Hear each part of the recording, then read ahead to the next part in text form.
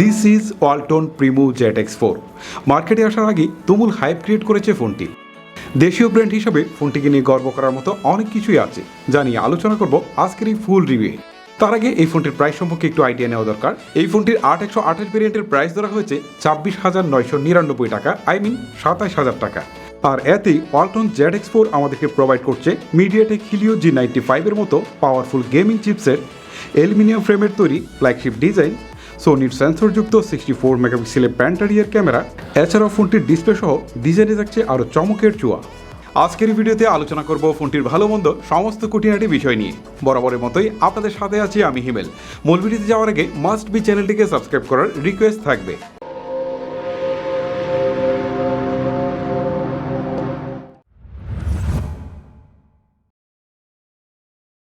Walton ZX4 হাতে নিয়ে আপনার মনে হতে পারে যে আমি সত্যি এটা কি কোনো ওয়ালটনের ফোন ধরে আছি।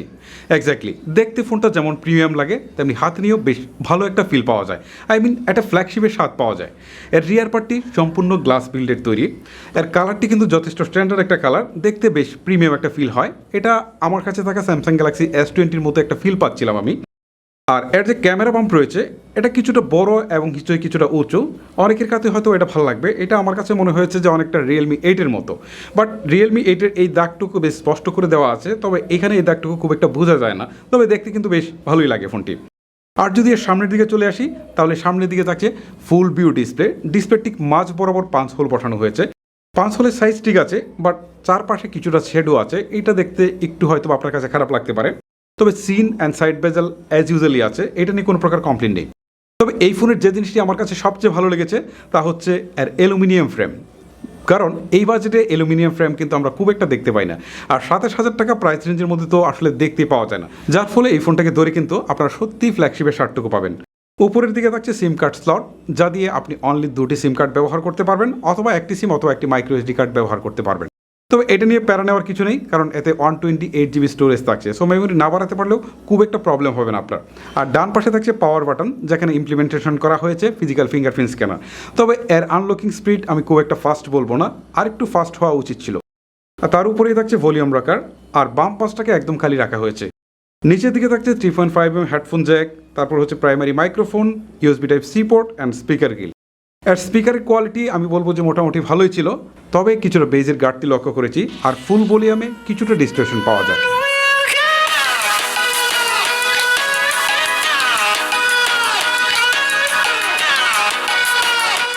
ফোনটির ওয়েট হচ্ছে 205 গ্রাম আর থিকনেস হচ্ছে 8.4 মিলিমিটার।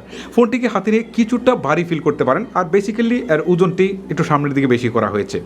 সো হাতে নিয়ে যথেষ্ট ভালো একটা ফিল পাবেন এটা বলা যায়। যদি ওভারঅল এর ডিজাইন অ্যান্ড ভিল কোয়ালিটি নিয়ে কথা বলি তাহলে বলবো যে এই মুহূর্তে বাংলাদেশের বাজারে অ্যাভেলেবেল থাকা ডিজাইন অ্যান্ড ভিল কোয়ালিটির দিক থেকে এই প্রাইস রেঞ্জের ফোনগুলোর মধ্যে অন্যতম একটি ফোন।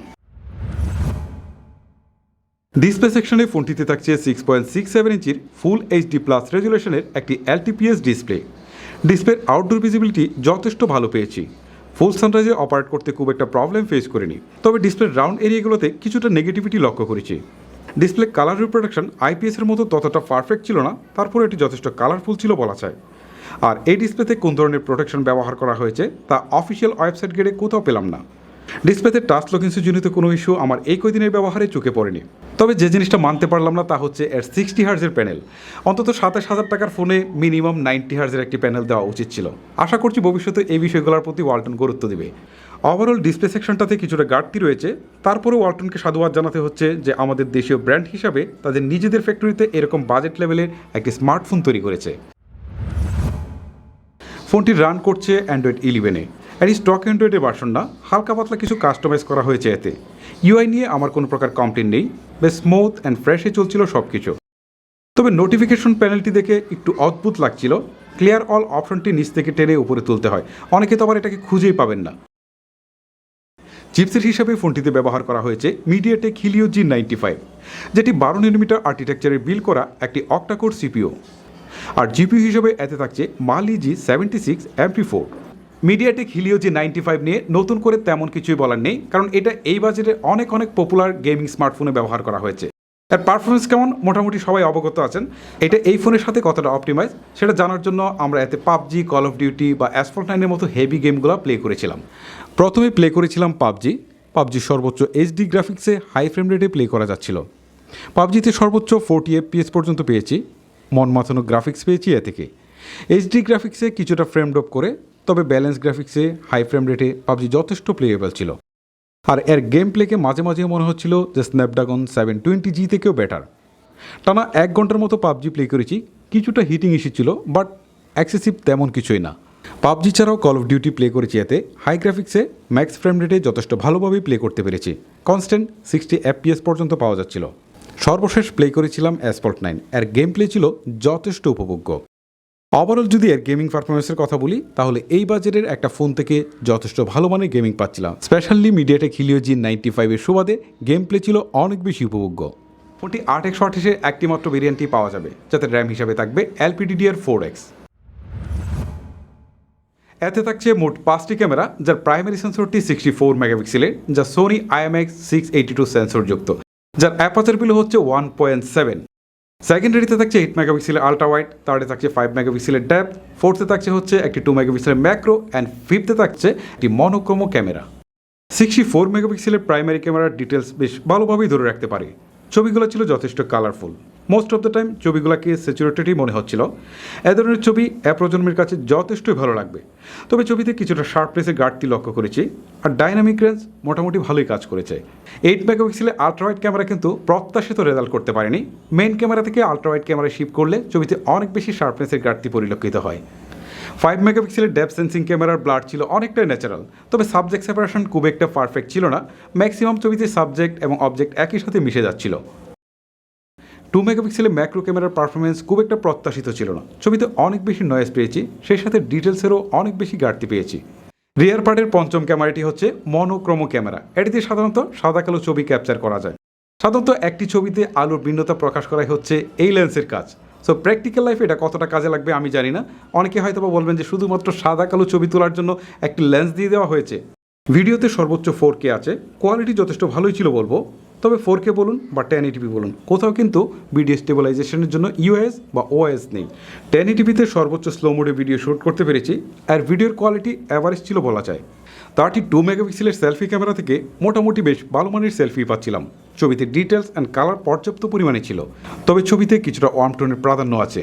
স্বাভাবিকভাবে ছবিগুলো ন্যাচারাল থাকে, আর বিউটি মোড অন করলে কিউট মার্কার ছবি তুলতে পারবেন। সেলফিতে সফটওয়্যার বেস পোর্ট্রেট মোড আছে, তবে সাবজেক্ট সেপারেশন খুব একটা পারফেক্ট থাকে না। লো লাইটের সেলফি ক্যামেরার রেজাল্ট যথেষ্ট ভালো ছিল। সোনি IMX682 সেন্সরের সাথে 1.7 অ্যাপারচার থাকায় লো লাইট ফটোগ্রাফিতে যথেষ্ট ভালো মানের রেজাল্ট পেয়েছি। কালারগুলো বেশ ভালোভাবে প্রোডিউস করতে পেরেছে। লো লাইটের স্ক্রিন কিছুটা সফট হয়ে যায়। ডেডিকেটেড নাইট মোড দিয়ে ছবি তুলেছি, বেশ শার্প অ্যান্ড আলোকিত ছবি পেয়েছি। লো লাইটের ছবিগুলোতে কিছুটা ডিটেলসের ঘাটতি আছে। ব্যাটারি সেকশনে ফোনটিতে দেওয়া হয়েছে 4000 মিলিঅ্যাম্পের ব্যাটারি, যার সাথে থাকছে 18 ওয়াটের একটি ফাস্ট চার্জার। 4000 মিলিঅ্যাম্পের এই ব্যাটারিকে ফুল চার্জ করতে সময় লাগছিল 2 ঘন্টা 5 মিনিট। হালের ট্রেন্ডে এই 4000 মিলিঅ্যাম্পের ব্যাটারি এই প্রাইস রেঞ্জের মধ্যে একটু কমই মনে হয়েছে। তবে আমার মনে হয় যে অল্টনের এই বিষয়টা নিয়ে আর একটু ভাবা উচিত। হেভি ইউজের ক্ষেত্রে প্রায় একদিনের কাছাকাছি ব্যাটারি ব্যাকআপ পেয়েছি, আর নর্মাল ইউজে একদিনের বেশি ব্যাটারি ব্যাকআপ পেয়েছি। ফোনটিতে কল কোয়ালিটি, নেটওয়ার্ক ইস্যু বা ডাউনলোড আপলোডজনিত কোনো ইস্যু ছিল না। স্পেশাল ফিচার হিসাবে ফোনটিতে পেয়ে যাবেন smart gesture, built in screen recorder, private space and app লকের মতো গুরুত্বপূর্ণ বিষয়। এবারে ফাইনালি দেখা যাক 27,000 টাকা প্রাইস রেঞ্জের মধ্যে কেমন হলো ওয়ালটন ZX4। আমার কাছে ডিজাইন অ্যান্ড বিল্ড কোয়ালিটির দিক থেকে অসম মনে হয়েছে ফোনটিকে। এই বাজেটের মধ্যে সত্যিই প্রশংসার দাবি রাখে। তারপরে যদি ফোনটির ডিসপ্লের দিকে যাই, তাহলে এই সেকশনটাতে আমার কাছে মনে হয়েছে কিছু ঘাটতি রয়েছে, যেখানে অবশ্যই ওয়ালটনে ইমপ্রুভমেন্ট করা প্রয়োজন। এখানে হায়ার রিফ্রেশ রেট থেকে শুরু করে ডিসপ্লে সেকশনটা থেকে আরেকটু বেশি গুরুত্ব দেওয়া উচিত। তারপর যদি চিপসেটের দিকে যাই, তাহলে এখানে একদম বাজিমাত করে দিয়েছে ওয়ালটন, কারণ এই বাজেটের মধ্যে গেমিংয়ের জন্য most powerful MediaTek Helio G95 দিয়েছে। সো যারা গেম খেলতে চান বা গেমিংয়ের জন্য ফোন কিনতে চান, এটি কিন্তু তাদের জন্য অনেক বেশি পারফেক্ট হবে। আর যদি ক্যামেরা সেকশনের কথা বলি, তাহলে বলবো যে এখানে সোনির সেন্সর রয়েছে, প্যান্টারিয়ার ক্যামেরা রয়েছে এবং 32 মেগাপিক্সেলের সেলফি ক্যামেরা রয়েছে। ইমেজের কোয়ালিটি মোটামুটি ভালোই মনে হয়েছে। তবে আমার কাছে যে জিনিসটা কিছুটা ঘাটতি মনে হয়েছে, সেটা হচ্ছে অপটিমাইজেশন। যদি এখানে অপটিমাইজেশনটা আরেকটু বেটার করা যায় বা আপডেটের মধ্যে অপটিমাইজেশনটাকে আরেকটু বেটার করা যায়, তাহলে মনে হয় যে ক্যামেরা থেকে আরও বেটার রেজাল্ট আমরা পেতে পারি। নেক্সট যদি ফোনটি ব্যাটারি অ্যান্ড চার্জার নিয়ে কথা বলি তাহলে বলবো যে এইটাই হচ্ছে এই ফোনের সবচেয়ে উইক পয়েন্ট। সো এই বিষয়টাতে যদি ওয়ালটন নেক্সট টাইম বেশি গুরুত্ব দেয় তাহলে একটা পারফেক্ট ফোন হয়ে উঠতে পারে ওয়ালটনের ফোনগুলো। সো দেশীয় ব্র্যান্ড হিসেবে মাস্ট বি আমাদেরকে ওয়ালটনকে সাপোর্ট করা উচিত। তো 7,000 টাকা প্রাইস রেঞ্জের মধ্যে কেউ ফোন কিনতে চাইলে অবশ্যই এই ফোনটাকেও সাজেস্ট করা যায়। গাইস, ফোনটি সম্পর্কে ভালো মন্দ সমস্ত বিষয় আপনাদের সাথে তুলে ধরলাম। এবার আপনারাই ডিসাইড করবেন যে এই ফোনটি কিনবেন নাকি কিনবেন না। আজকের মতো আমি হিমেল আপনাদের কাছ থেকে এখানে বিদায় নিচ্ছি। দেখা হচ্ছে পরবর্তী ভিডিওতে। সবাই ভালো থাকবেন, সুস্থ থাকবেন। আল্লাহ হাফেজ।